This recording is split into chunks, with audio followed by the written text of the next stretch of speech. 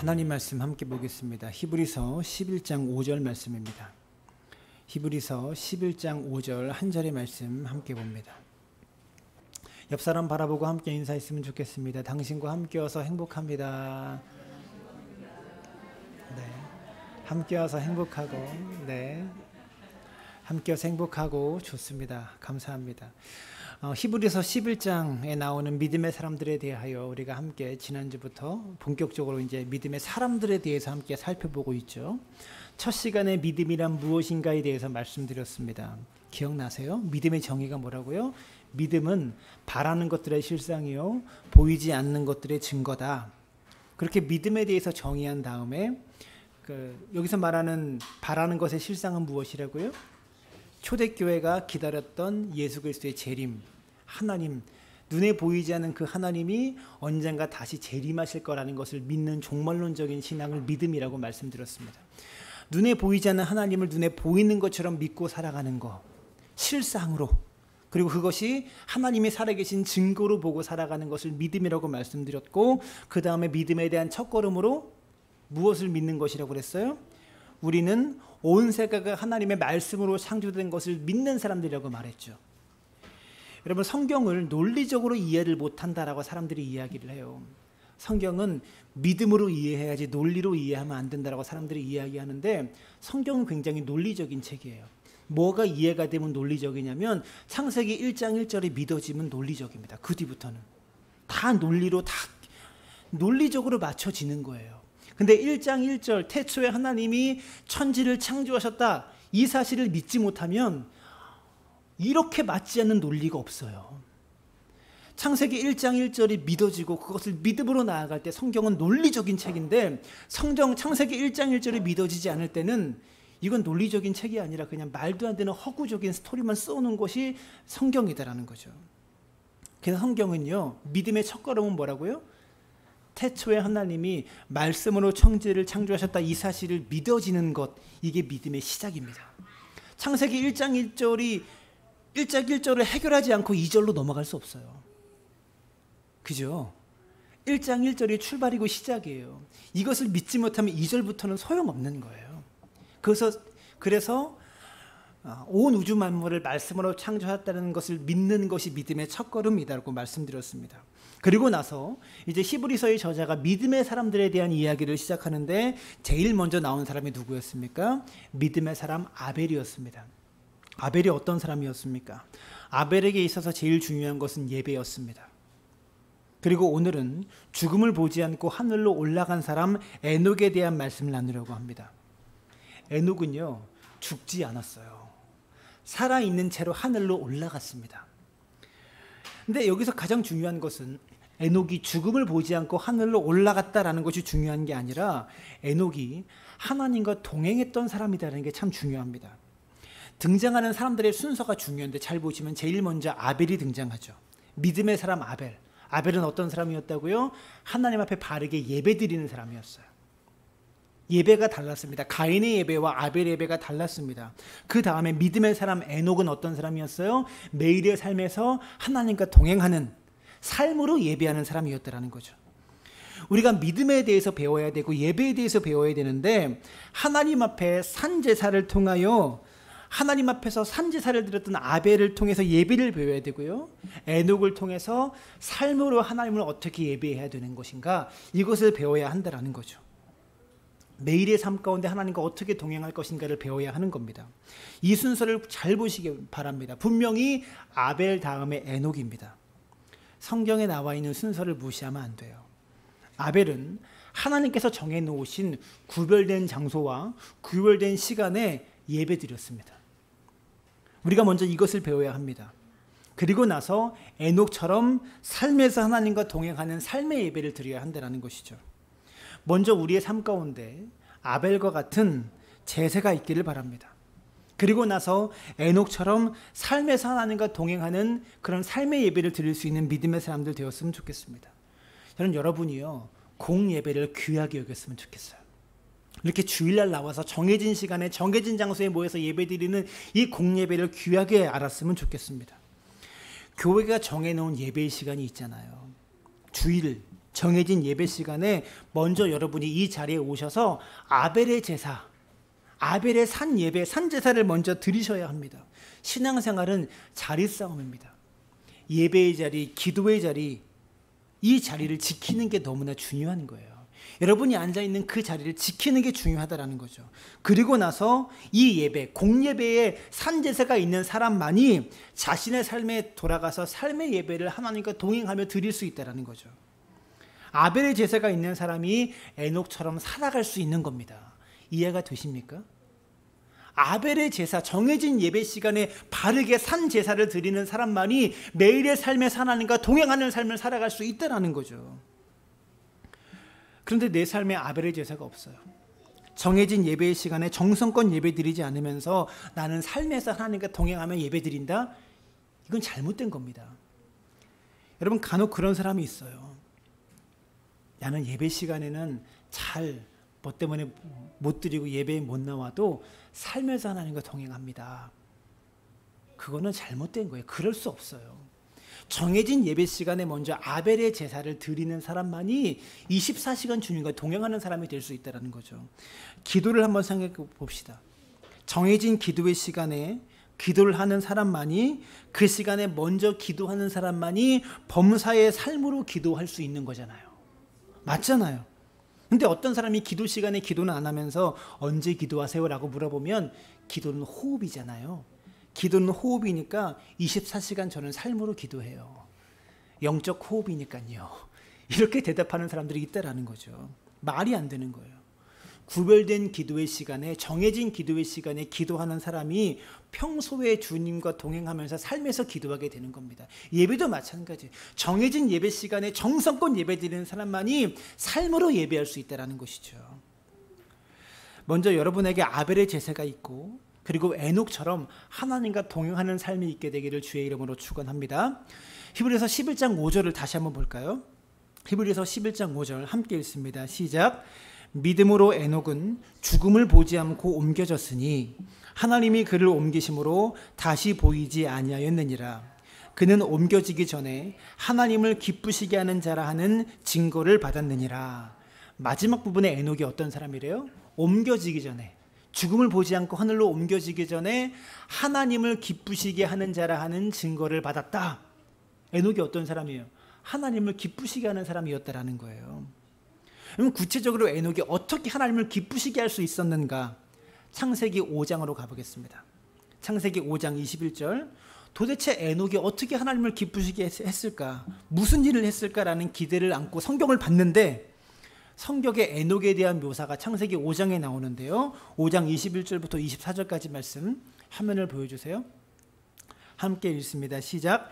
에녹은 65세에 무드셀라를 낳았고, 무드셀라를 낳은 후 300년을 하나님과 동행하며 자녀들을 낳았으며 그는 365세를 살았더라. 에녹이 하나님과 동행하더니 하나님이 그를 데려가심으로 세상에 있지 아니하였더라. 우리의 기도와는 다르게 에녹이 엄청난 믿음의 업적을 남긴 사람이 아니더라고요. 이게 참 중요해요. 에녹이 뭔가를 한 게 아닙니다. 근데 에녹이 아까 히브리서 11장 5절에 말하는 것처럼 하나님을 기쁘시게 하는 자, 옮겨지기 전에 하나님을 기쁘시게 하는 자라는 증거를 얻었는데, 에녹이 하나님을 어떻게 기쁘시게 했을까요? 창세기 5장에 말하기를 그는 하나님과 동행했다랍니다. 65세에 무드셀라를 낳았고, 무드셀라를 낳은 후에 300년을 하나님과 동행하였으며 자녀를 낳았다. 이게 하나님을 기쁘시게 하는 것이래요. 여러분 잘 들으세요. 내가 무엇을 하면 하나님을 기쁘시게 할 수 있을까? 우린 이런 생각들을 많이 하죠. 제가 예전에 그 부목사를 할 때 교회 구역 모임을 하는데, 구역 예배를 드린 한 권사님이 이렇게 물으시더라고요. 목사님, 내가 어떻게 하면, 어떤 일을 하면 하나님이 기뻐하실 수 있을까요? 교회 청소를 할까요? 무슨 헌금을 할까요? 아니면 노숙자들 밥 먹이는 일을 앞장서서 제가 돌보면 하나님이 기쁘실까요? 여러분 사역을 위해서 직장 다 그만두고 선교사가 되면 하나님이 기뻐하실까요? 여러분 그런 거 아니에요. 그런 일도 하나님이 기뻐하시지만 우리가 어떤 일을 하든지, 어떤 일을 하는지 하나님과 동행하기만 하면 하나님 기뻐하세요. 다른 거 대단한 헌신 필요 없어요. 에녹이 뭐 때문에 하나님은 기쁘시게 하는 자라는 증거를 얻었대요? 300년을 하나님과 동행했기 때문에 죽음을 보지 않고 올라간 거예요. 하나님이 가장 기뻐하시는 것은요, 하나님과 동행하는 거예요. 대단한 헌신이나 대단한 일을 하지 않아도 하나님과 동행하기만 하면 하나님은 그 일을 가장 기뻐하신다고요. 동행이 뭘까요? 어떻게 하면 동행할 수 있을까요? 두 사람이 동행하기 위해서는요, 세 가지가 맞아야 하는 것 같습니다. 부부가 동행하기 위해서는 세 가지가 맞아야 돼요. 잘 내가 동행하고 있는가, 아내와 함께 동행하고 있는가 잘 보세요. 첫 번째, 가는 방향이 맞아야 합니다. 부부가 방향을 다르게 가면 방향이 맞지 않으면 절대 동행할 수 없어요. 두 번째, 방향이 맞아도 속도가 다르면 동행할 수 없습니다. 보통 저하고 아내가 마트에 장을 보러 가면 같은 방향으로는 가지만 동행은 못합니다. 왜 그렇죠? 제가 항상 앞서가기 때문에 동행이 아니에요. 방향이 같아도 속도가 맞아야 동행입니다. 보통 이게 안 맞아요. 우리는 하나님이 일하시는 속도와 내가 기대하는 속도가 달라요. 특별히 한국인에게는 유난히 안 맞죠. 우리에게는 어떤 DNA가 있어요? 빨리빨리 DNA가 있습니다. 그래서 하나님이 일하시는 속도가 우리가 원하는 속도보다 너무 느려요. 그래서 날마다 낙심합니다. 여러분, 속도가 맞아야 돼요. 하나님이 일하시는 속도에 내 속도를 맞출 수 있는 믿음의 사람들 되시기를 부탁을 드려요. 그런데 방향하고 속도가 맞아도 또 하나가 맞지 않으면 동행이 아니에요. 세 번째, 마음이 맞아야 합니다. 뭐라고요? 방향이 맞아야 되고 속도가 맞아야 되고 마음이 맞아야 동행하는 거예요. 부부가 동행하는 것도 같은 의미입니다. 같은 속도로, 에베소서 3장 3절은 이렇게 말해요. 두 사람이 뜻이 같지 않은데 어찌 동행하겠으며. 뜻이 안 맞는데 어떻게 동행할 수 있겠냐라는 거죠. 같은 방향으로 같은 속도로 가도 두 사람의 마음이 다르면 같이 가도 동행은 아니에요. 그냥 가고 있는 거죠. 하나님과의 동행도 마찬가지인 것 같습니다. 하나님과 동행하기 위해서는요, 우리가 하나님과 방향이 맞아야 합니다. 근데 어떻게 해야 우리가 하나님이 일하시는 방향을 알 수 있을까요? 하나님의 일하시는 방향과 우리가 같은 방향으로 가야 되는데 어떻게 하면 방향을 알 수 있을까요? 그래서 말씀을 들어야 되는 거예요. 말씀을 읽고 말씀 속에서 말씀하신 하나님께서 원하시는 방향을 알아가야 하는 겁니다. 우린 이렇게 말해요. 하나님의 뜻을 모르겠어요. 그렇게 기도하는데 하나님이 뜻을 안 알려주세요. 이렇게 사업을 해야 되는 게 맞는지, 이 사업을 해야 되는 게 맞는지, 이사를 가야 되는 게 맞는지, 여기 살아야 되는 게 맞는지, 그렇게 기도해도 하나님의 뜻을 안 알려주신대요.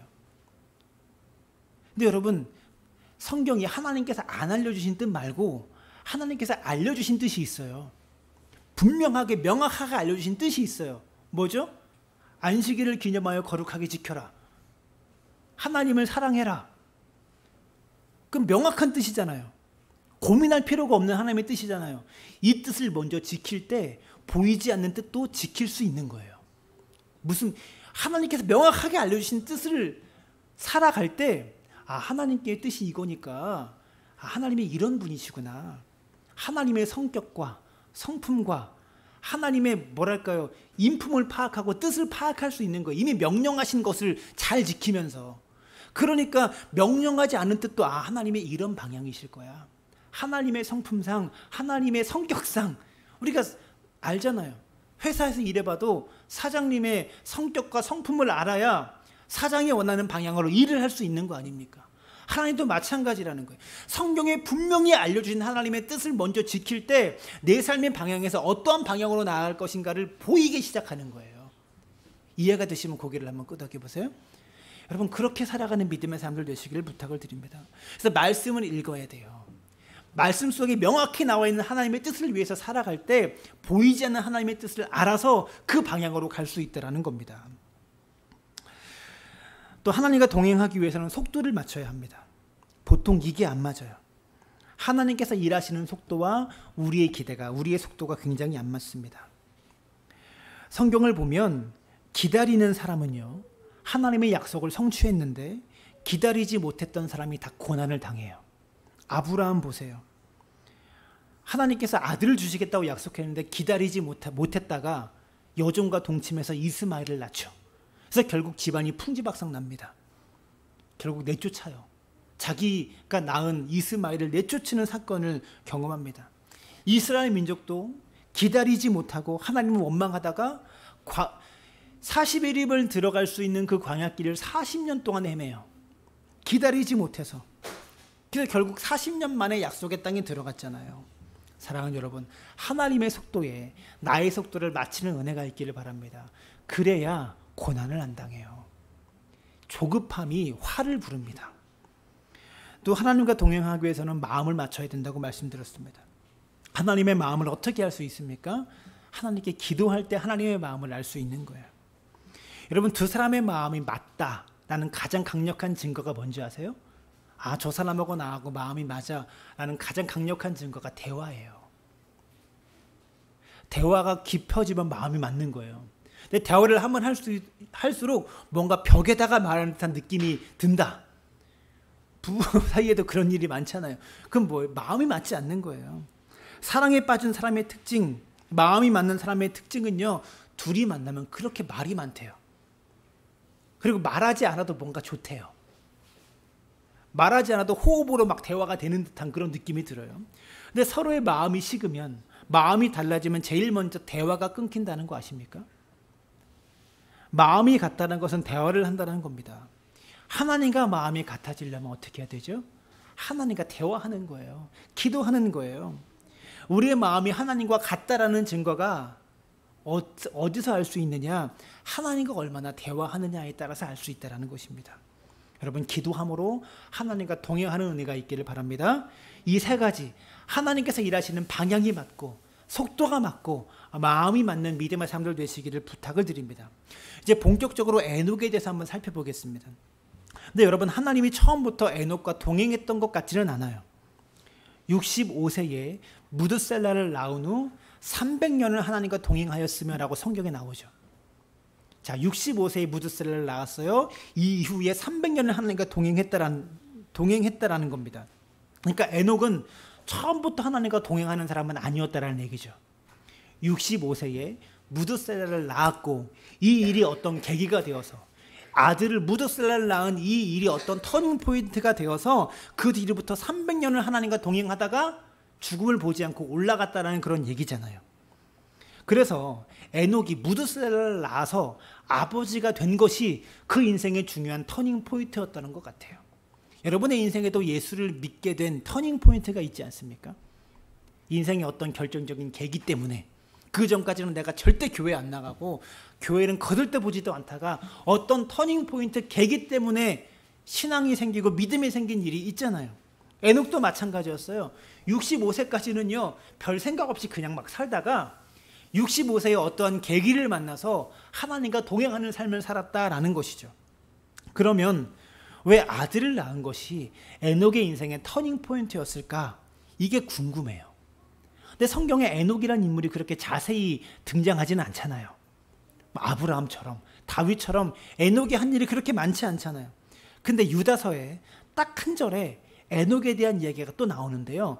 유다서 1장 14절입니다. 유다서 1장 14절에 이 에녹에 대한 기록이 나오는데 화면을 보여주세요.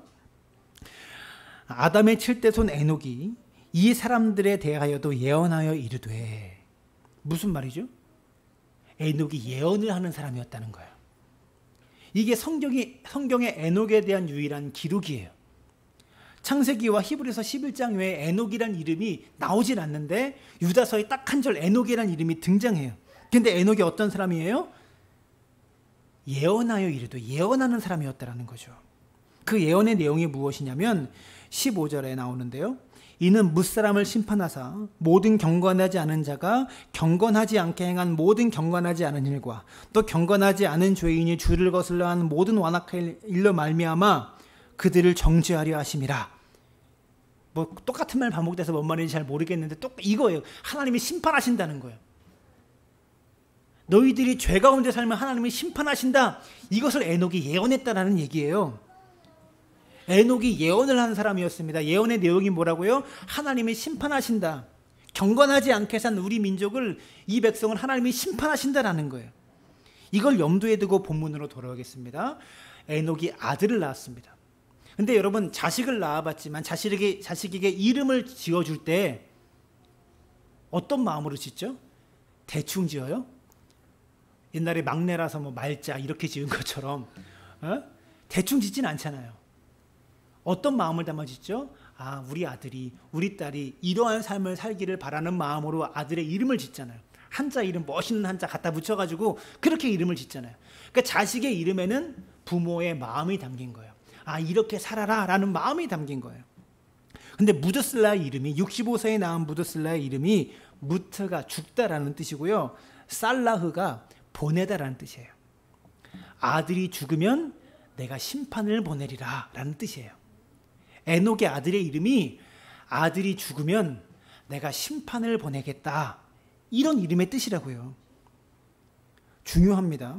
에녹이 아이를 낳고 무드셀라를 낳고 이름을 지었어요. 이 아이가 죽으면 이 세상에 심판을 당한다라는 이름이에요. 그렇다면 65세의 무드셀라를 낳을 때 하나님께로부터 에녹이 뭔가를 받았겠죠. 받은 메시지가 있겠죠. 뭘 받은 걸까요? 에녹아, 너가 아들이 태어날 텐데 그 아들이 살다가 죽을 때가 되면 이 세상이 심판받을 거야. 내가 이 세상을 심판할 거야 라는 말씀을 에녹이 하나님께로부터 받은 거예요. 그러니까 65세까지 마음대로 살다가 이 메시지를 하나님께 받고 아, 정신 차려야 되겠구나 라고 생각하며 아들의 이름을 무드셀라로 짓고 사람들에게 예언하는 삶을 300년 동안 살다가 하늘로 올라갔다라는 겁니다. 아들을 생각하며 아, 이 세상에 심판이 있구나, 그 마음으로 300년간 살았다라는 거죠. 하나님을 만나서 이것을 에녹이 깨달은 거예요. 에녹은 아들을 바라보면서 항상 하나님의 심판에 대한 두려움이 있었어요. 우리 삶의 행위를 따라서, 내가 살아온 삶의 결과를 따라서 하나님이 심판하실 거구나, 이게 하나님의 계획이구나, 이런 두려움이 에녹에게 있었다라는 거죠. 그래서 유다서에 기록된 대로 사람들에게 나아가서 예언을 합니다. 그리고 실제로 이 아들이 죽을 때, 무드셀라가 죽을 때 세상에 어떤 일이 일어난지를 보시기를 바랍니다. 저를 잘 따라오세요. 창세기 5장 25절 말씀 보여주시면, 무드셀라는 187세에 라멕을 낳았고, 몇 살에? 187세. 187세에 라멕을 낳았어요. 그리고 26절, 라멕을 낳은 후 782년을 지내며 자녀를 낳았으며 그는 969세를 살고 죽었더라. 그러니까 무드셀라가 죽으면 세상에 심판당한다고 했는데 무드셀라가 몇 살에 죽었다고요? 969세를 살고 죽었더라. 그 다음에 자, 이 연도를 기억하십시오. 969세. 무드셀라의 아들 라멕을 보시면 라멕은 182세의 아들을 낳고 29절 이름을 노아라 하여. 노아의 때 뭔 일이 일어나죠? 홍수 심판이 일어나죠. 자, 보세요. 무드셀라가 187세의 라멕을 낳았고 라멕은 182세의 노아를 낳았어요. 그러면 노아가 태어났을 때 무드셀라의 나이가 몇 살이었어요? 369세예요. 369세예요. 어렵지 않아요. 무드셀라가 369살일 때 손자 노아가 0살입니다. 그때 태어난 거예요. 창세기 7장 11절로 가봅시다. 7장 11절. 노아의 홍수가 언제 일어났죠? 노아가 600세 되던 해. 아까 무드셀라가 몇 살 때 아들을, 무드셀라가 969세 살았다고 그랬죠. 969세. 무드셀라가 몇 살 때 노아가 태어났어요? 369세 때. 그러면 홍수는 언제? 노아가 600세 되던 때. 그럼 무드셀라가 언제 죽은 거예요? 그렇죠. 969세 그때 딱 홍수가 터진 거예요. 노아의 홍수가. 놀랍지 않습니까? 이렇게 계산을 하면 좀 놀라야 되는데. 예? 무드셀라가 죽던 해에 정말로 세상에 심판이 임했다라는 거죠. 성경의 기록이 놀랍게도 정확합니다.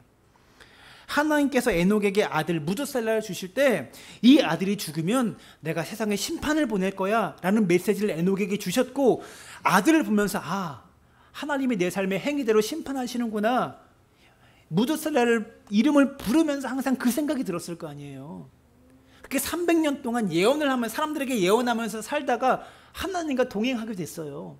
그래서 하나님이 무드셀라가 너무, 에녹이 너무 기쁘고 너무 좋아서 죽지 않고 하늘로 데려가셨어요. 죽음을 보지 않고. 그래서 에녹은 천국에 갔는데 그 후로부터 정말로 노아의 홍수가 있던 해에 무드셀라가 죽었다라는 거죠. 에녹이 어떻게 해서 새로운 시작을 하게 되었습니까? 하나님께서 세상을 심판하신다라는 말씀을 듣고 하나님에 대한 두려움이 생겼어요. 하나님 앞에 바르게 살아야겠구나. 하나님 앞에 정직하게 살아야 되겠구나. 이 두려움이 65세 때부터 생긴 거예요. 여러분, 이 종말론적인 신앙, 하나님이 세상을 심판하신다, 내 행위를 보시고 심판이 있다, 이 사실을 기억하시기 바랍니다. 우주적인 종말이 언제 있을지는 모르지만 확실한 건 언젠가 개인적인 종말이 온다고요. 환경오염 때문에 지구가 언제 끝난다, 인류가 언제 멸종한다, 뭐 여러 가지 얘기가 있지만 분명한 건 개인적인 종말이 언젠가는 우리에게 온다라는 거예요. 죽은 뒤에 우리 모두가 하나님 앞에 선다라는 거죠. 이 의식이 우리에게 있어야 여러분이 하나님과 동행할 수 있다는 거 아세요? 이 두려움 없이 하나님과 절대 동행하지 못해요. 내게 주어진 24시간의 이 생활, 이 삶 속에서 내가 하는 일을 심판하는 분이 계셔. 내가 하는 행위들을 보고 언젠가 심판하실 분이 계셔. 이 인식이 나의 삶을 돌아보게 만들고요, 내 삶을 조심스럽게 살아가게 만든다는 거죠. 여러분, 사실 에녹이란 이름의 뜻이 새로운 시작이란 뜻입니다. 근데 성경에는 두 명의 에녹이 등장합니다.